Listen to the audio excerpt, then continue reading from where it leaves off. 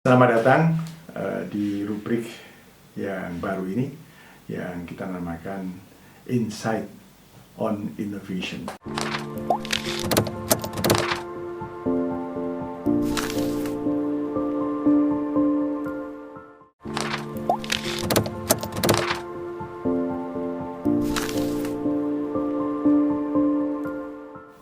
Jadi insight itu artinya wawasannya tentang inovasi. Wawasan ini menjadi channel yang kita kembangkan sebagai suatu respon ya terhadap perkembangan situasi sekarang di mana inovasi itu sangat bergejala ya, mewarnai kehidupan modern kita sekarang ini. Kita sudah di era industri 4.0 ya, atau di era disruption ya, yang penuh dengan tantangan. Dan kita berbagi wawasan tentang hal itu, dan tema untuk episode kali ini adalah tentang inovasi, anak judulnya kepemimpinan dan kebijakan. Tema ini sebenarnya relevan dengan nama dari program studi yang kebetulan saya mendapatkan mandat dari UGM untuk mengelolanya, Prodi S2 dan S3, Magister dan Doktor Kepemimpinan dan Inovasi Kebijakan yang berada di bawah manajemen Sekolah Pasca Sarjana Lintas Disiplin Universitas Gadjah Mada. Saya ingin nanti menekankan tadi istilah lintas disiplin dan juga kata strategis. Jadi SPS mengembangkan ilmu yang strategis, lintas disiplin. Yang ini mewarnai prodi yang kita kembangkan, yaitu kepemimpinan dan inovasi kebijakan. Saudara, saya memulai menjelaskan ini dengan mengutip pendapatnya Presiden Jokowi. Jokowi pernah memberikan kritik ya ketika berpidato di peringatan Dies Natalis Universitas Pajajaran yang ke-60 ya. Itu pada tanggal 11 September tahun 2017. Di situ Pak Jokowi menjelaskan tentang bagaimana sekarang dunia ini sudah berkembang sangat maju ya. Perkembangan teknologi yang sangat maju ya. Dari era 4.0 kita mengalami social disruption yang sangat besar, sangat kuat, yang bagaimanapun Indonesia harus siap untuk menghadapi ya. Karena perubahan ini mempunyai implikasi yang sangat besar ya, mengubah banyak hal dalam ranah ekonomi, ranah politik, ranah sosial yang luas, kebudayaan, agama, dan sebagainya yang kita tidak bisa mengelak. Ya. Kita tidak bisa mengelak, tapi kita justru harus meresponnya itu secara positif. Nah, ketika itu Pak Jokowi mengatakan, apakah Indonesia siap? Dan karena dia berbicara di universitas, dia mengatakan, apakah universitas siap? Karena dia melihat universitas kok masih tenang-tenang saja, tidak banyak perubahan gitu. Jadi misalnya beliau mengatakan fakultas atau jurusan-jurusan yang di universitas itu saja ilmunya, nggak berubah, nggak berkembang, nggak maju gitu. Dia menyontohkan fakultas ekonomi ya, meskipun dia dari kehutanan ya. Fakultas ekonomi dari dulu ya sama, isinya manajemen, ekonomi pembangunan, akuntansi, nggak berubah. Padahal dia mengatakan mestinya di universitas itu berkembang prodi-prodi baru dengan nama-nama baru yang lebih relevan, lebih kontekstual dengan problematika kita sekarang, sehingga universitas itu bisa menjawab tantangan kontemporer kita. Ini kritik dan tantangan dari Presiden Jokowi. Pertanyaannya adalah, apakah universitas sudah siap untuk menjawabnya? Atau kalau saya sebagai orang Gadjah Mada, apakah Gadjah Mada telah siap untuk menghadapi itu, untuk merespon ya, tantangan dari Presiden Jokowi? Nah, saya mau menjawab dengan jawaban yang optimis. Gadjah Mada siap, dan bukan hanya siap, sesungguhnya Gadjah Mada sudah melakukan pengembangan ya, perubahan seperti yang dimaksudkan oleh Jokowi. Nah, ini yang akan saya jelaskan pada episode kali ini ya.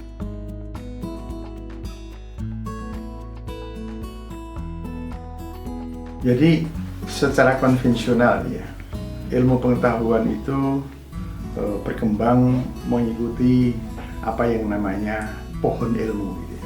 Istilah pohon ilmu itu dipakai oleh dikti gitu ya, untuk menunjukkan tentang spesialisasi ya, yang berkembang ya, di dalam ilmu pengetahuan ya, dari suatu pohon yang luas ya, dan kemudian mencah ke dalam cabang-cabang, mencah ke dalam ranting-ranting gitu. Jadi misalnya asal muasal ilmu pengetahuan, the mother of science itu adalah filsafat yang berkembang sejak zaman Yunani kuno ya. Filsafat itu kemudian bercabang, ada filsafat alam ya, natural philosophy, ada filsafat sosial, ada filsafat politik, ada filsafat seni dan sebagainya. Nah, kemudian dari filsafat yang spesifik itu berkembang ilmu-ilmu yang banyak.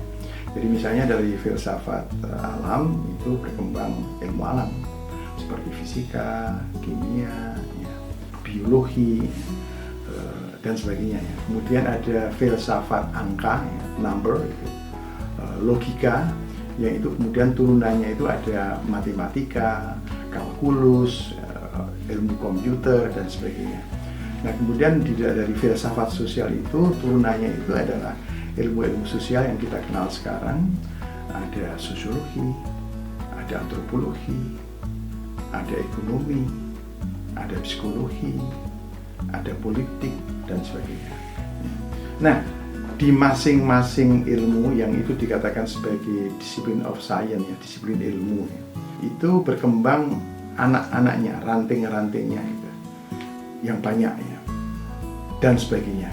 Jadi ilmu pengetahuan itu berkembang lebih luas ya, menjadi banyak unit-unit ilmu pengetahuan yang masing-masing itu otonom. Gitu. Nah sehingga misalnya dikti kalau menilai kepangkatan dosen atau calon profesor itu dilihat misalnya saja apakah program S1, S2-nya, S3 itu dalam satu pohon ilmu yang sama gitu.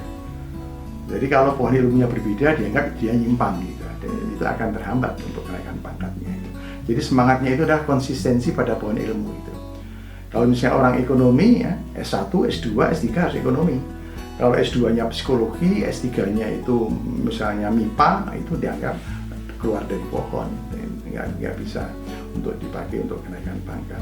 Nah sementara itu ilmu pengetahuan itu berkembang justru mengarah kepada penggabungan di antara unit-unit ilmu itu yang terpisah gitu. Nah, sehingga kita berkembang misalnya pendekatan interdisiplin, multidisiplin, bahkan transdisiplin. Seperti misalnya ekonomi itu ketemu sama ilmu politik dan kemudian berkembang yang namanya political economics. Psikologi bertemu dengan sosiologi maka berkembang psikologi sosial dan sebagainya dan sebagainya. Nah ini trennya itu. Ini sesungguhnya relevan dengan konsep universitas. Uni satu ya. Bukan multiversitas gitu, tapi universitas dalam pengertian bahwa kita berangkat dari satu induk yang sama yang namanya filsafat, lalu berkembang ke dalam satuan ilmu yang spesifik. Tapi ilmu yang spesifik itu kemudian bertemu ke dalam suatu kajian-kajian yang sebenarnya itu lintas disiplin. Nah, SPS itu mengembangkan prodi yang lintas disiplin. Sementara fakultas-fakultas di Universitas Gadjah Mada itu mengembangkan ilmu-ilmu yang sifatnya monodisiplin. Nah, sekarang ini ilmu-ilmu yang monodisiplin itu sudah saling bergaul, sudah saling bertemu itu dalam suatu kajian monodisiplin. Nah, tempat bertemunya ilmuwan dari berbagai disiplin, dari berbagai fakultas, itu di sekolah pascasarjana. Sehingga sekolah pascasarjana merupakan respon dari kecenderungan mutakhir dari perkembangan ilmu pengetahuan yang mengarah pada kajian-kajian yang lintas disiplin. Sekaligus di sini strategis dalam konteks bahwa ilmu-ilmu yang dikembangkan tersebut selain keluar dari pohon, juga responsif terhadap tantangan kontemporer. Gitu. Nah, coba kita lihat ya prodi-prodi yang berkembang di SPS ya.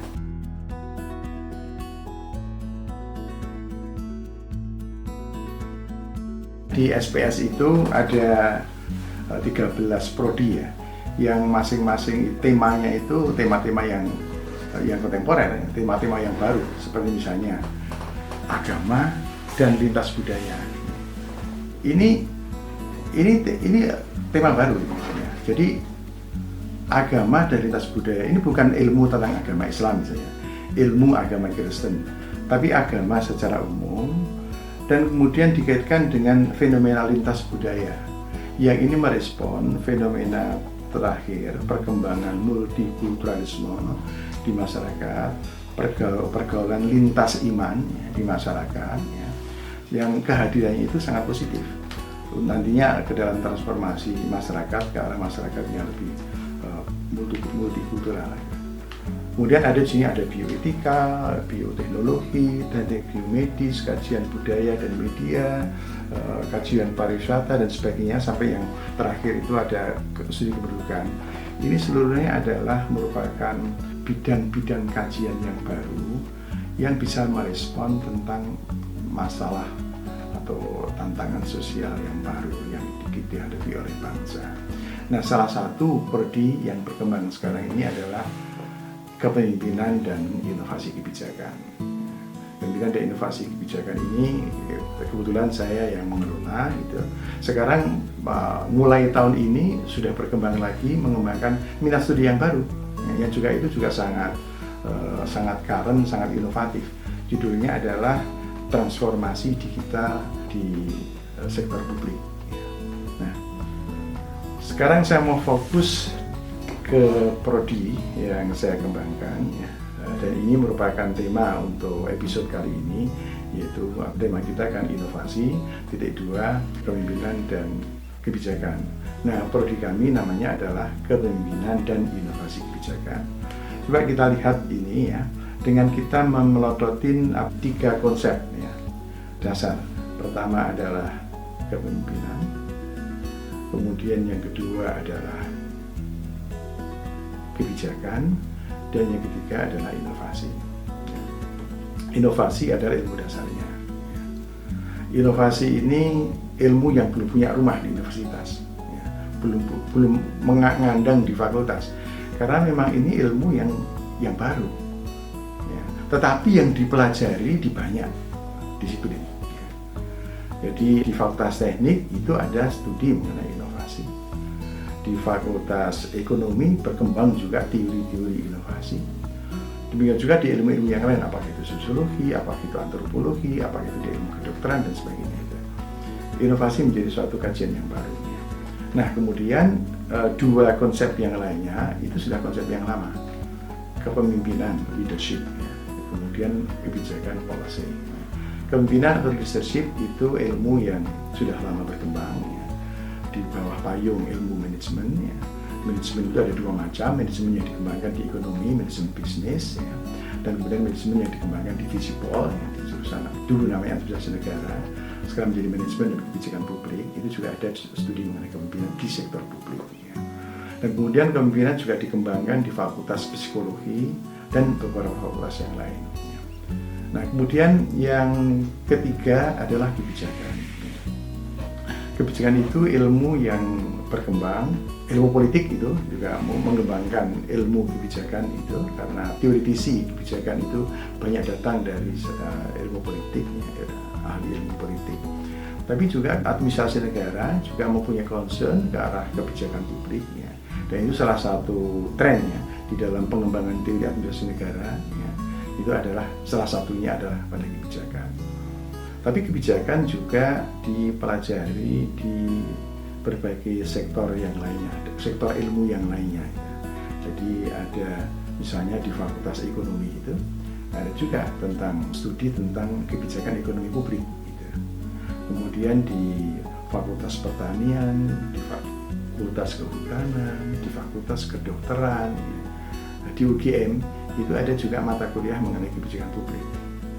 Sehingga ini menjadi ilmu yang sifatnya multidisiplin ya, kebijakan. Nah, jadi inovasi, kemudian kepemimpinan, ya, kemudian kebijakan, masing-masing merupakan ilmu yang multidisiplin Dan penggabungan dari itu menjadi penggabungan yang unik. Karena di penggabungan itu pun juga watak multidisiplinnya itu tidak hilang. Jadi misalnya begini, ya. Yang lama itu kan konsep kepemimpinan sama konsep kebijakan yang itu literaturnya sudah banyak, ya. Sudah ada body of knowledge-nya mengenai itu.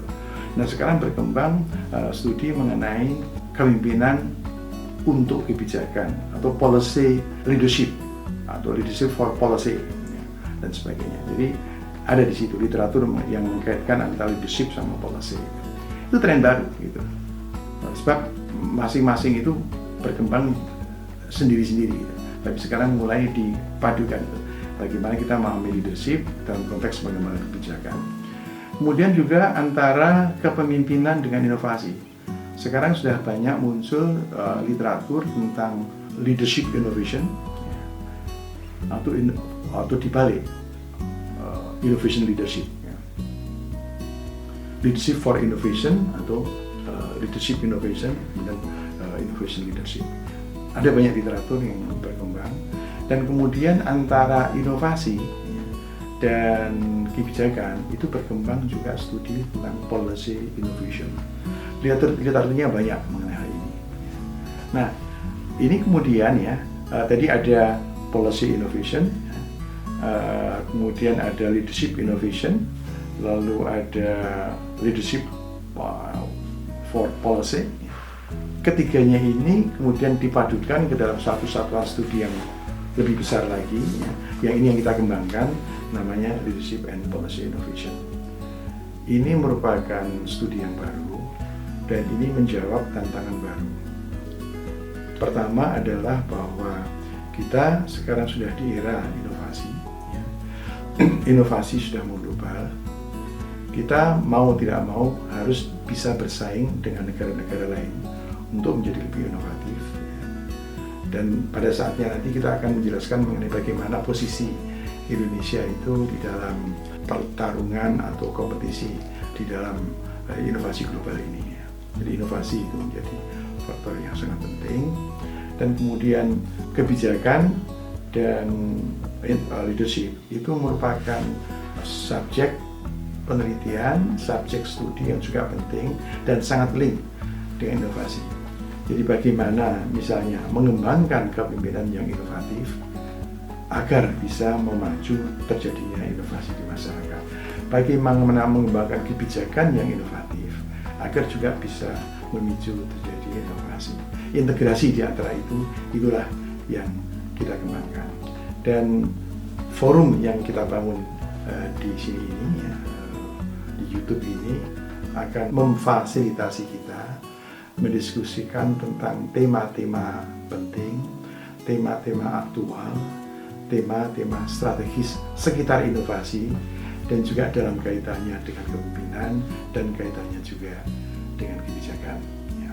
Ada 4 poin ya yang dapat saya simpulkan dari tema kali ini. Pertama ya, dunia ilmu itu secara tradisional berkembang seperti pohon ilmu. Itu poin pertama. Ya. Nah, pohon ilmu itu sekarang ini sudah kehilangan relevansi untuk membaca perkembangan ilmu mutakhir. Ya, karena sekarang kita bukan lagi saatnya untuk memecah ilmu ke dalam ilmu yang lebih sempit. Kita sekarang di era lintas disiplin, di mana ilmu yang satu harus didekatkan dengan ilmu yang lain. Batas-batas ilmu itu sudah cair ya, dengan berkembangnya kajian-kajian lintas disiplin. Apakah itu yang namanya interdisiplin, multidisiplin, atau transdisiplin. Itu poin yang kedua ya. Dan kita harus merespon perkembangan itu. Poin yang ketiga adalah perkembangan teknologi yang maju sekarang ini. Dan kita sudah di era industrialisasi yang keempat, 4.0, era disrupsi sosial, social disruption yang besar, sehingga semua sektor kehidupan itu telah terdisrupsi. Nah, sektor bisnis, sektor pemerintahan, sektor sosial, dan jawaban terhadap perkembangan itu adalah pengembangan inovasi. Pendidikan tinggi harus melakukan inovasi, mengembangkan prodi-prodi baru yang inovatif, dan salah satunya kita merespon dengan mengembangkan prodi inovasi, yaitu kepemimpinan dan inovasi kebijakan. Inovasi telah kita lakukan di UGM, dan saya yakin nanti universitas lain pun di Indonesia akan melakukan hal yang sejenis ya untuk merespon perkembangan inovasi ini. Dan harapannya nanti ketika inovasi itu sudah menjadi kajian ilmiah di perguruan tinggi, dan nanti akan muncul lulusan para ahli yang baru, yang ahli tentang kepemimpinan, ahli tentang kebijakan, mereka memiliki kapasitas untuk mengembangkan inovasi sebagai leader, mengembangkan inovasi sebagai policy analyst atau sebagai policy maker ya, yang harapannya ke depan Indonesia itu bisa menjadi negara yang inovatif, negara yang maju. Itu harapan kita semuanya, ini mimpi kita semuanya, dan saya kira tidak terlalu ambisius untuk mengatakan bahwa kita bisa melakukannya. Untuk kali ini kita cukupkan sekian. Terima kasih atas perhatian saudara. Sampai jumpa di episode selanjutnya.